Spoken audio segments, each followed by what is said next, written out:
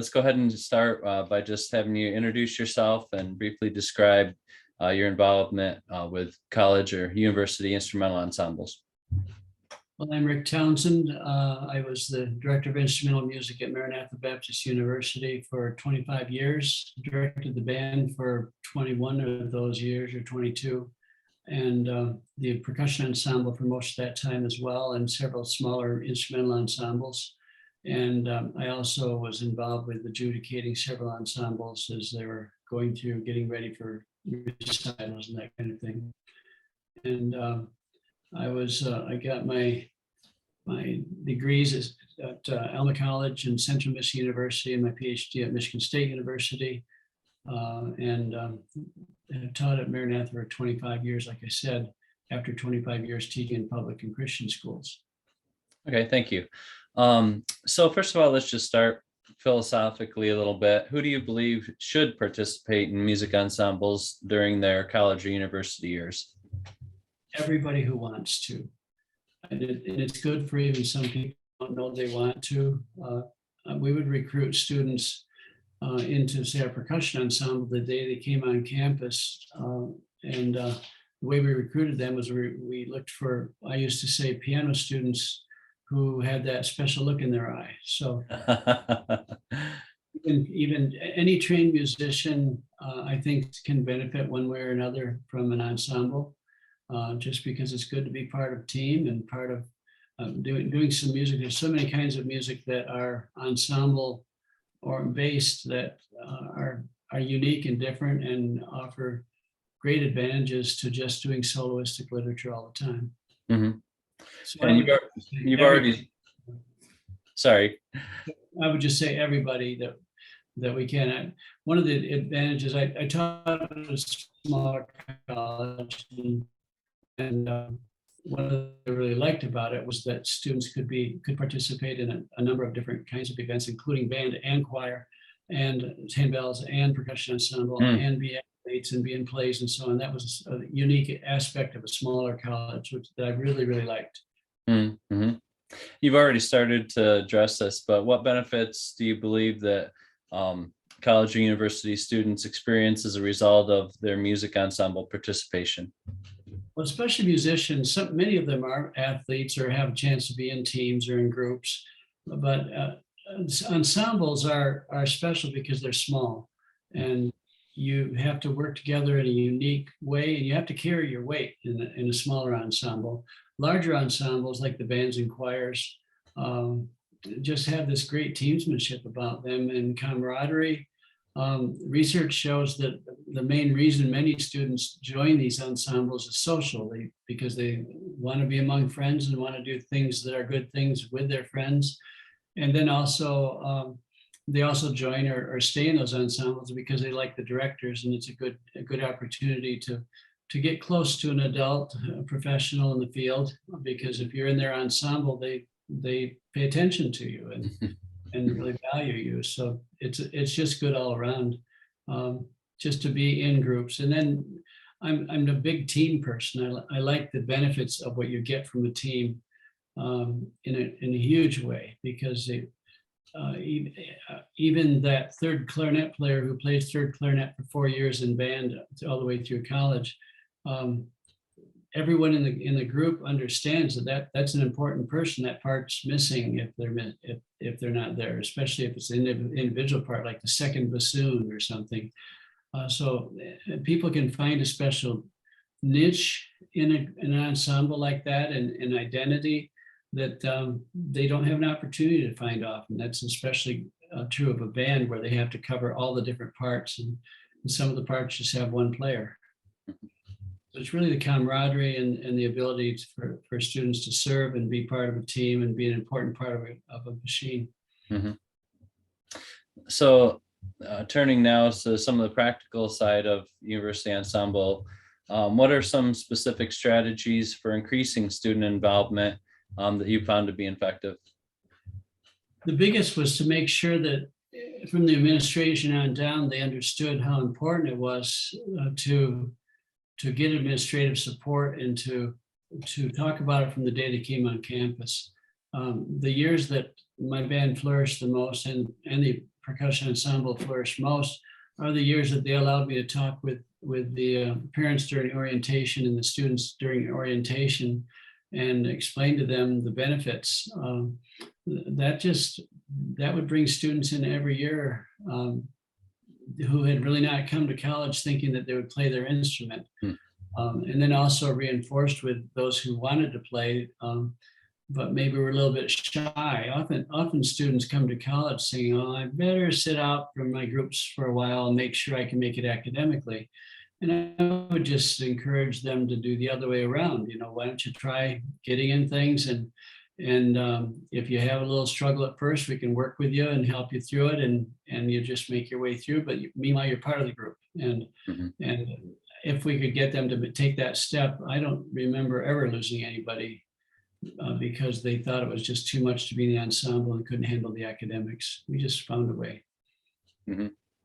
So that was one of the biggest things, getting to them early, and also talking with administration and also other faculty members and encouraging them to help us, not so much recruit as just encourage people to be part of our ensembles. In Maranatha, there was a real culture. Many of our faculty and staff had been in ensembles, and maybe even at Maranatha when they were here, and they really valued it. And so it was a heritage thing for them to make sure that their children were in that same type of group. And so that was really good. And we just encouraged that and worked on that. Another thing that was ironically one of the greatest building encouragements for our students was when the administration, when I first came, the administration was really supporting the growth of the group. And when I would point that out and show the things the administration was doing, whether it was scheduling or making special schedule niches for the group, or providing special instruments for the group, I'd make a big deal about it. And the students really valued the fact that the administration really valued what we were doing. And I would ask the administrators once in a while just pop their heads in on rehearsal, and other faculty members. I'd say, if you're walking through the rehearsal room, the corner of the rehearsal room, just stop and listen for a second. And I would just encourage them to do that and show just the slightest amount of interest. And it meant a lot to the students to have their psych profs stand there and listen to them for a minute before they walk down through, or to see the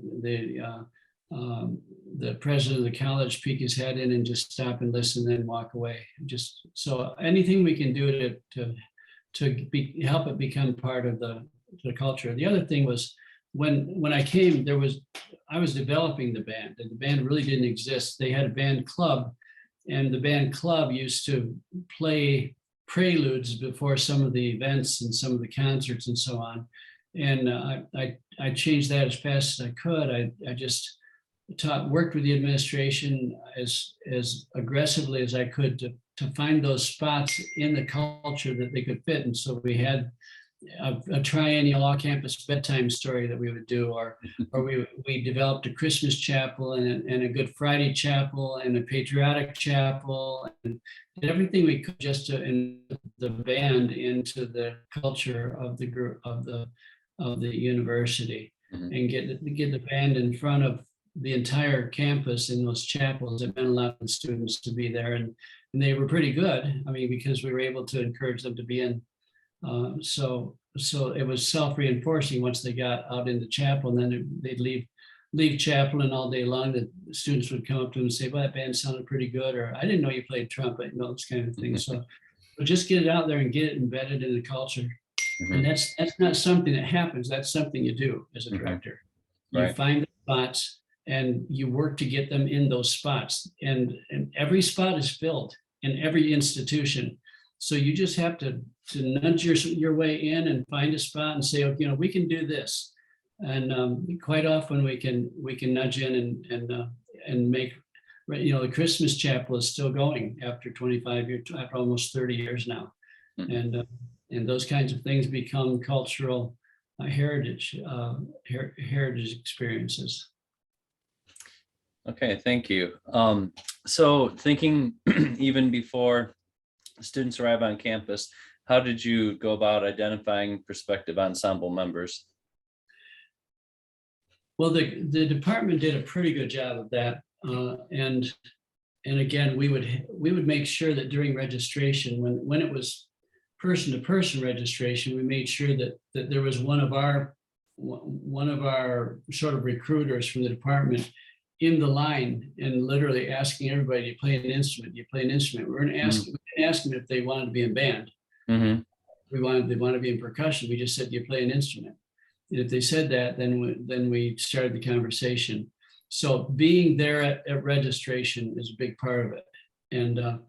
And like I said, embedding them in the program, embedding the group into the institutional schedule right away. We got pep band going, and that was something, even if they didn't join first semester, the pep band looked like a lot of fun. And so second semester, and I also talked with my students. I told the band students, I don't know where they are, but you might. If you have a roommate or somebody down the hall, let them know we need another trumpet player. We could use another third clarinet, and just encouraged it a lot. And the students would do a lot of recruiting for us too. Every year, every semester, we'd have a couple new students whose students had recruited in the group. So it was a combination of just culturally asking everybody. So you mentioned when there was person-to-person registration. What about after it was all online? It was harder, but we made sure that all the questionnaires then and all of the forms they filled out. And again, that's something that doesn't happen. You have to do it. You have to find those forms that they're filling out. You have to learn the systems that the university is using. And when they change a system, you have to learn the new change system and get yourself embedded. And because no one else will think about it. You're the one who's interested in your group. No one else will think about your group.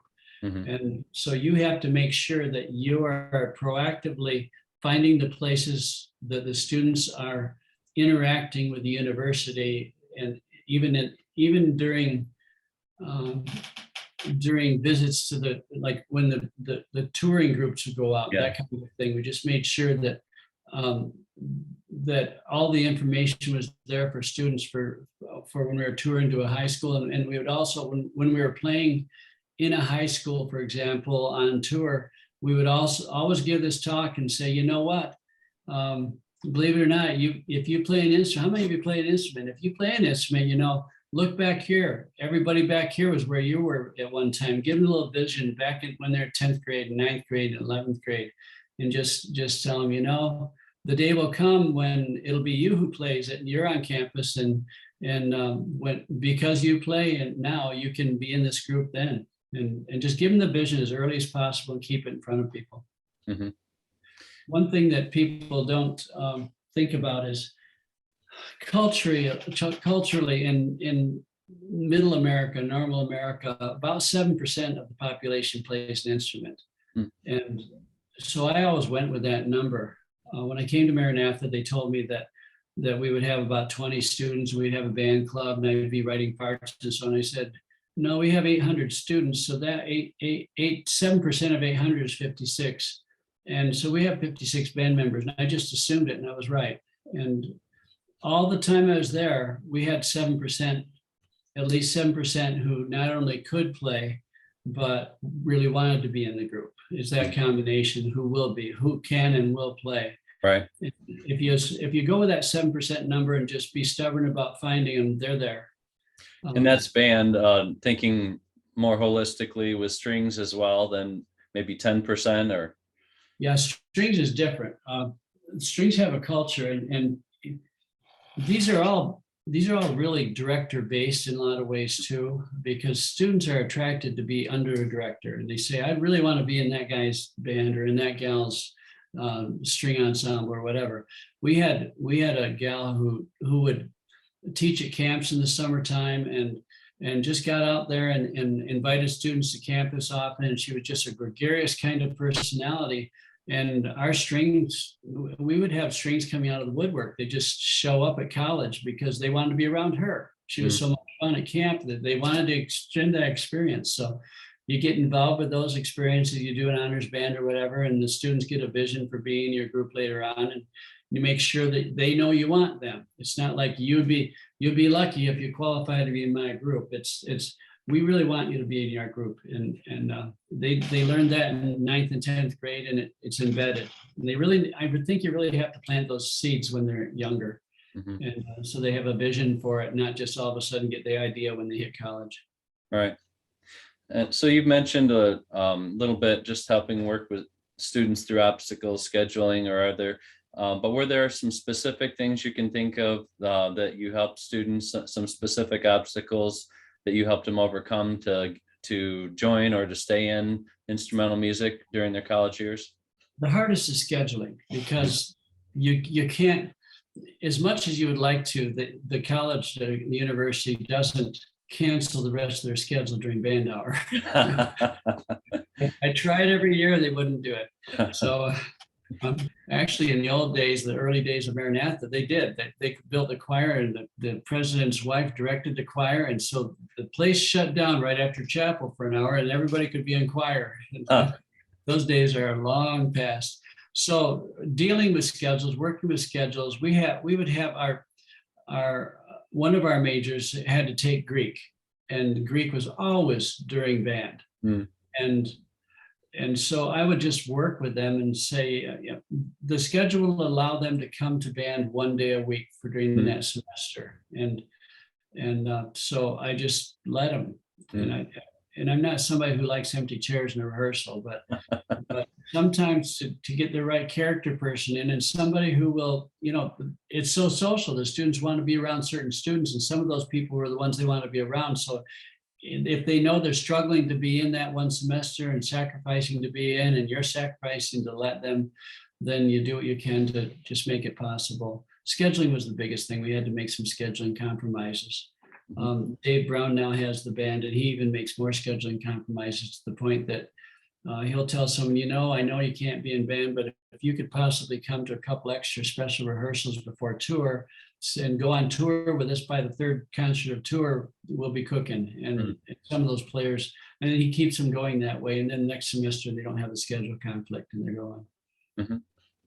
That's the biggest, so it's the biggest issue all the time. Yeah. So just to kind of wrap up, are there any things that to do with this topic that we haven't talked about yet that you feel are important? Yeah, probably should mention that the musical aspect of being in the groups is also.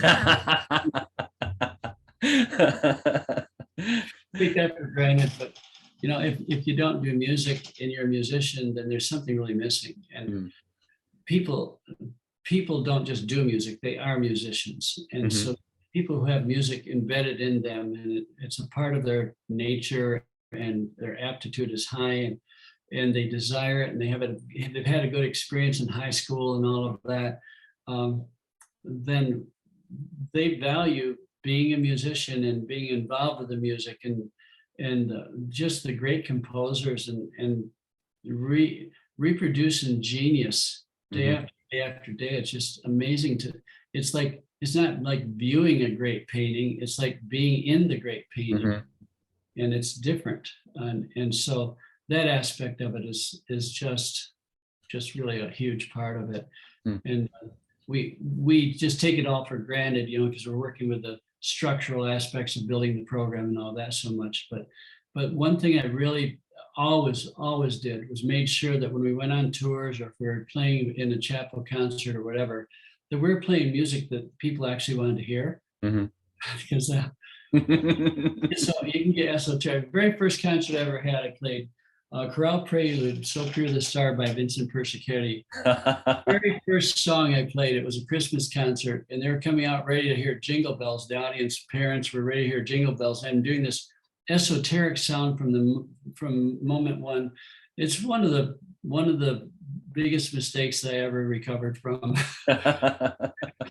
We make more mistakes, but make sure. I used to tell my students that when I was growing up, my dad worked nights in the shop and all day in the farm, and so if he came to a concert, he was giving up a couple hours of the 5 hours of sleep he got every day, and so I wanted to make sure that he walked away saying that was worth losing that sleep. And so everybody that comes to our concerts, I want them to be glad they came to that concert beyond just, I'm glad I came and supported the group. That I want them, when we could play a piece like Civil War Fantasy by Billick. And at the end, people would shout Mhm. and have that kind of interaction with, and the audience would just love that piece. And you do that piece with a group like that in an audience, especially a little smaller venue, and it's just very special. And those experiences you can give people are just there's no other way to experience it quite that way. Mhm. So you make sure that you pick music that inspires, Mhm. and it doesn't have to be American Civil War fantasy. It can be a Bach prelude, Mhm. but it's the genius of it, and people listen to it. And you make sure you explain the piece to the audience so that they can embed themselves in it somewhat intellectually, emotionally too, and pick great music. And then the students going on tour or preparing for chapel concert, they can't wait to play that music for their fellow students or their faculty, and for the community. So you just pick great music and enjoyable, inspiring music, not just music that is deemed to be great by the greats. Well, thank you for your time and sharing your expertise and experiences. And I a lot of this I've gotten to see firsthand growing up, but it's fun to hear you just kind of reflect back and talk on some of this as well. So appreciate your time. It's fun to be asked.